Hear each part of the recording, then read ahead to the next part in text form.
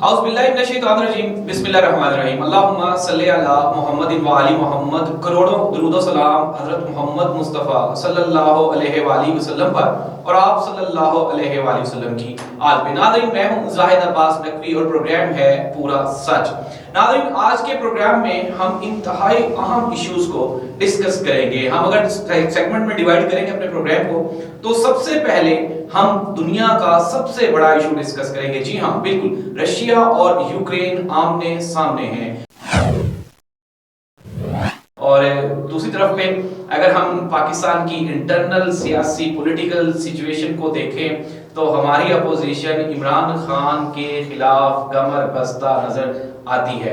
Opposition PDM की 14 जमातें जो कि गुज़श्ता 3 साल से इमरान खान को गिराने की कोशिश में लगी हुई हैं, तो जैसे इमरान खान ने रशिया के दौरे का अनाउंस किया तो अपोजिशन ने ये कोशिश शुरू कर दी है कि जैसे इमरान खान रशिया पहुंचे तो पीछे से वो क्या करे, वो अदम एतमाद की करारदाद ले आए। लेकिन सियासत में चूंकि हर चीज आपको अच्छी ही दिखाई दे रही होती है, इसलिए इखलाकियात बिल्कुल भी मैटर नहीं करती। तो अपोजिशन ने तैयारी कर ली है कि जो ही इमरान खान रशिया पहुंचे तो ये पीछे से अपना जो इनका जो मामलात है, जो इनकी तैयारी है, उसको ये हतमी शक्ल दे रहे हैं और इनकी कोशिश होगी कि ये अदम एतमाद की जो तहरीक है उसको लेकर आए। लेकिन आगे मैं आपको ये बताता चलूं कि गुज़श्ता दिनों में जिस तरह से जो पीडीएम है, इनके सरबराहान की काफ लीग के सरबराहान से मुलाकात हुई, फिर उसके बाद इन्होंने एमक्यूएम के नजदीक गए और इन्होंने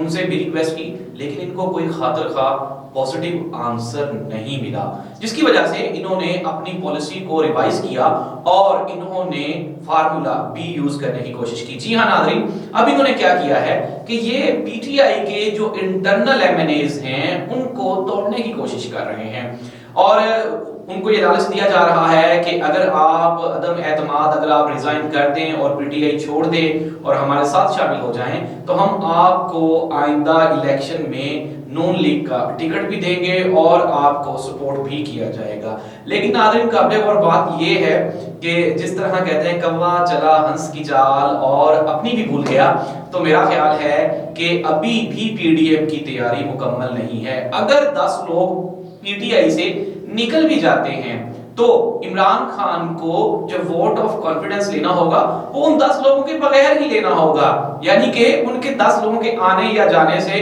कोई फर्क नहीं पड़ेगा। और दूसरी तरफ सबसे बड़ा जो अलमिया है हमारे मुल्क में कि अगर आप रिजाइन करते भी हैं तो स्पीकर नेशनल असेंबली जब तक उस रिजाइन को एक्सेप्ट नहीं कर लेते, आपका रिजाइन अधूरा रहता है। तो मेरा ख्याल है कि अपोजिशन की ये ख्वाहिश भी अधूरी ही रहेगी और मुश्किल है कि इमरान खान के खिलाफ तरीके अदम एतमाद। और फिर आप जिस तरह जानते हैं कि जब कोई आपका लीडर इंटरनेशनल प्लेटफॉर्म पे बैठा हो तो पीछे से एजेंसियां भी उसके तहफ़्फ़ुज़ का ख्याल कर रही होती हैं।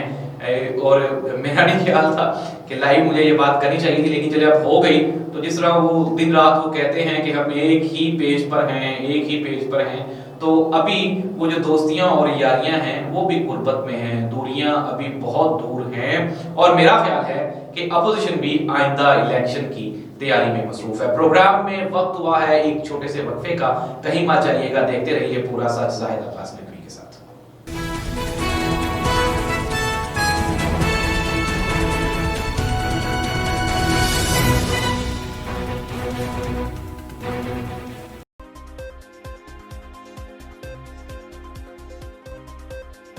नाज़रीन, प्रोग्राम में एक मरतबा फिर खुशामदीद। मैं हूं ज़ाहिद अब्बास नकवी और प्रोग्राम है पूरा सच। नाज़रीन, प्रोग्राम के दूसरे हिस्से में हम बात करेंगे हमारी माजूर और मजबूर सहाफत के बारे में। जी हाँ नाज़रीन, अगर हम गौर करें तो गुज़श्ता दिनों में सहाफत के मैदान में काफी सारे उतार चढ़ाव आपको दिखाई देंगे। जी हाँ, सबसे पहले जिक्र करेंगे हमारे बड़े अच्छे दोस्त, हमारे एक मोतबर सहाफी इकरारुल हसन की बात करें। सैयद इकरारुल हसन ARY के एंकर पर्सन हैं और ये प्रोग्राम करते हैं सरेआम के नाम से। गुज़श्ता दिनों IB के कुछ शरपसंद ऑफिसर थे, उन्होंने इनको यरगमाल बनाया, ऑफिस में लेके गए और उनके ऊपर शदीद तशद्दुद किया।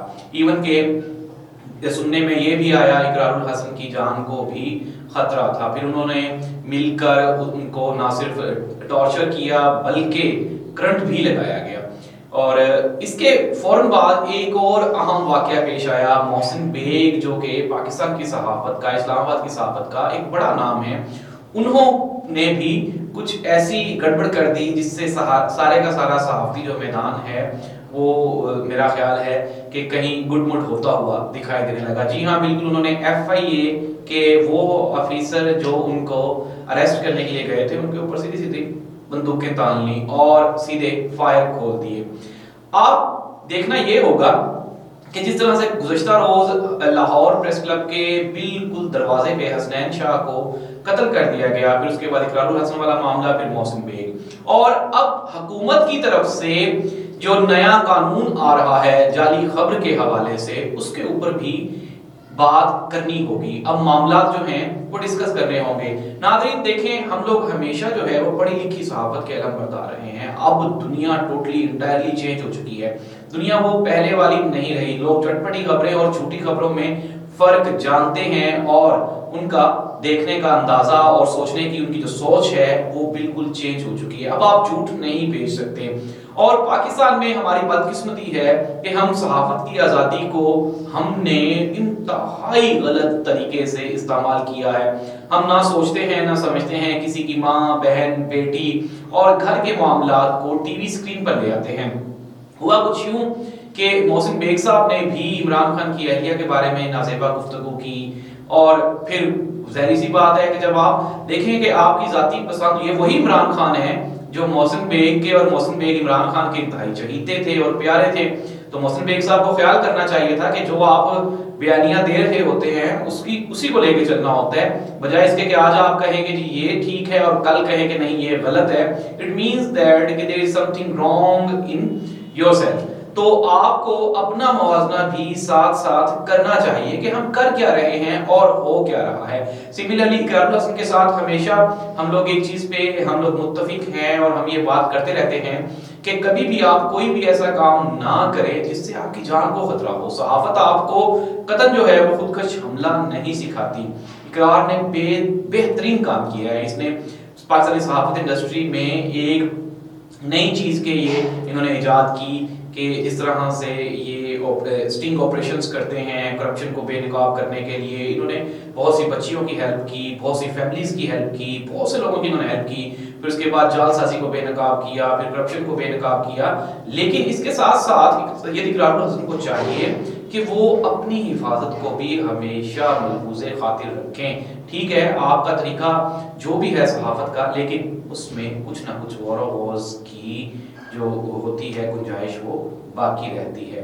تو صحافیوں کو چاہیے کہ بجائے اس کے کہ اپنی جان کو خطرے میں ڈالنے کے اپنی جان کی حفاظت کی جائے. اور چھٹی خبر کا جو قانون ہے اس میں بہتری کی گنجائش باقی ہے.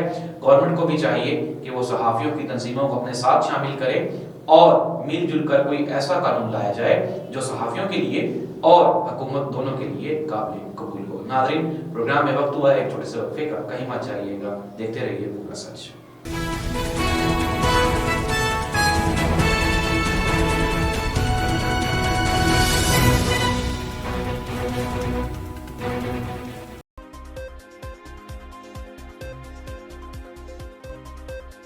جی ناظرین پروگرام میں ایک مرتبہ پھر خوش آمدید. میں ہوں زاہد عباس نقوی اور پروگرام ہے پورا سچ. گزشتہ روز سوشل میڈیا پہ مسکان نامی لڑکی سپر ہٹ دکھائی دی. جی ہاں ناظرین، انڈیا کی گھٹی اور دبی ہوئی سوچ کے بارے میں کون نہیں جانتا. مودی سرکار جب سے اقتدار میں آئی ہے وہاں پہ اقلیتوں کا جینا مشکل ہی نہیں ناممکن دکھائی دیتا ہے. اور گزشتہ دنوں بھی یہی ہوا کہ جب ایک لڑکی، مسلمان لڑکی، وہ حجاب میں اپنی یونیورسٹی گئی تو وہاں پہ جو ان کے ہے بی جے پی کے جو شرط پسند عناصر ہیں انہوں نے اس لڑکی کو زد و خوف کرنے کی کوشش کی. لیکن وہ مرد مجاہد، مرد تو نہیں کہنا چاہیے، عورت تھی، تو اس عورت مجاہد نے انتہائی بہادری اور دلیری سے ان کا مقابلہ کیا. اور جیسے ہی وہ جے شری رام کے نعرے لگا رہے تھے اس نے بھی بالکل ویسے ہی کھڑے ہو کے وہاں پہ اللہ اکبر کے نعرے لگائے. اور دیکھتے ہی دیکھتے وہ لڑکی دنیا میں موجود تمام مسلمانوں کی آواز بن گئی، اور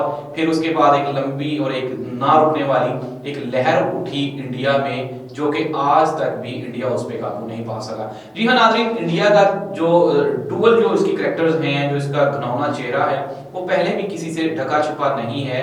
انڈیا ہمیشہ، چاہے وہ سکھ ہوں، عیسائی ہوں، مسلمز ہوں، ان اقلیتوں کے خلاف کام کرتا اور ایکٹیو آپ کو دکھائی دے گا۔ پھر اوپر سے بی جے پی کی گورنمنٹ جب سے آئی ہے، کشمیر کا ایشو اٹھا کے دیکھ لیں آپ، پنجاب کے جو کسان تھے ان کا احتجاج اٹھا کے دیکھ لیں، اس کے علاوہ انڈیا کی اپروکسیمیٹلی 14 سے 15 سٹیٹس میں آج بھی اقلیتیں وہاں پہ محرومی کا شکار ہیں، اور وہ اپنے حقوق کی آواز اٹھائے ہوئے ہیں۔ مسلمانوں پہ ظلم و ستم کے دروازے آج تک بھی بند نہیں ہو سکے۔ 73 ایئرز گزر گئے، لیکن آج بھی جو ان کی انتہا پسند ہندو ہیں، انہوں نے مسلمانوں کو ایک آزاد قوم کے طور پہ آج بھی ایکسیپٹ نہیں کیا۔ ان کا یہ وہم اور گمان ہے کہ جو مسلمز ہیں یہ خدا نخواستہ بھی ان کے گزار خرید غلام ہیں، یا پھر یہ ان کے کوئی محکوم قوم ہے، لیکن چونکہ مسلمان وہاں پہ ڈومیننٹ ہیں، اپنے حقوق کے لیے آواز اٹھاتے رہتے ہیں اور دنیا بھر کو انڈیا کا گھناؤنا چہرہ دکھاتے رہتے ہیں، تو دنیا کو چاہیے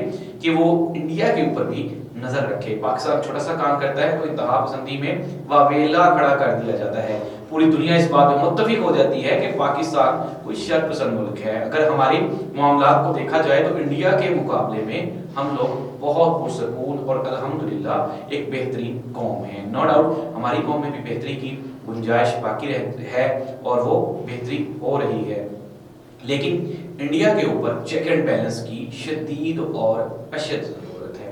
ناظرین، پروگرام کا وقت ختم ہوا، انشاءاللہ اگلے پروگرام کے لیے اجازت دیجیے۔ اللہ حافظ۔ اپنا اور اپنے سے منسلک تمام لوگوں کا بے پناہ خیال رکھیے، محفوظ رہیے۔ اللہ حافظ۔